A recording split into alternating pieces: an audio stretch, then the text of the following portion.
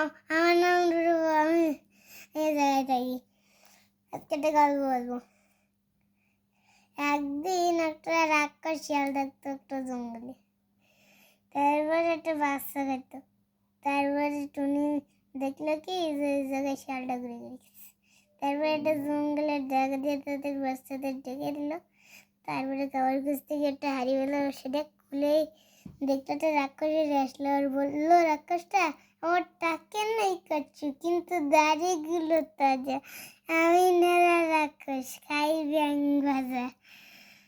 তারপর টুনি কাটিতে টাকটি ফাটিয়ে দিল। তুই কি করলি রে টুনি? তুই আমার টাক ফাটিয়ে দিলি? তা কে আমার মুক্ত করলি রে? আগে আমি তুমি। ছ্যা ছ্যা ছ্যা ছ্যা ছ্যা। শেষে কি না এই ত্রিপুণ্ড মূর্খ পাখিটা আমার মুক্ত করলো। ছ্যা ছ্যা ছ্যা ছ্যা। রাক্ষসের সৃষ্টিটুকু আর থাকলো না। এই না রাক্ষস, উল্টো পাল্টা কথা বললে এই কাপ চেয়ে তোমার টাকটি ফাটিয়ে দেবো। এই টুনি, তুই কি করলি? মারতা করে তুই আমার টাক ফাটিয়ে দিলি। আজকে তো আমি ব্যাং ভাজা না খেয়ে তোকেই খাবো। শোনো বাবু, তুমি এই হাড়ির ভেতর থেকে আসলে কি করে তাই বলো? আমি যেমন ছোট হতে পারি তেমন বাইরেও আসতে পারি। তাহলে দেখাও এ কেমন হয় নাকি? বিশ্বাস হচ্ছে না তো? আমি নুকে এলাম না। তখন টুনি ওটা বন্ধ করে দিল আর রাক্ষসটা বলল, আরে তুই যা বললি আমি তাই করবো, শুধু আমারে বের কর, ভিতরে একটাও পাখা নেই রে, আমার গরম লাগে খুব। তারপর টুনি ভাবলো ওই বদমাস শিয়ালটাকে মজা দেখানোর জন্য এই যা শেষ পাবো। তারপর ওই রাক্ষসটা ছেড়ে দিল আর রাক্ষসটা বলল,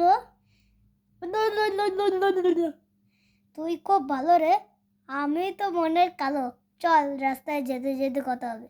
শোনো না রাক্ষস, পক্ষীপুর গ্রামে একটা শেয়াল সব জায়গায় হানা দিছে।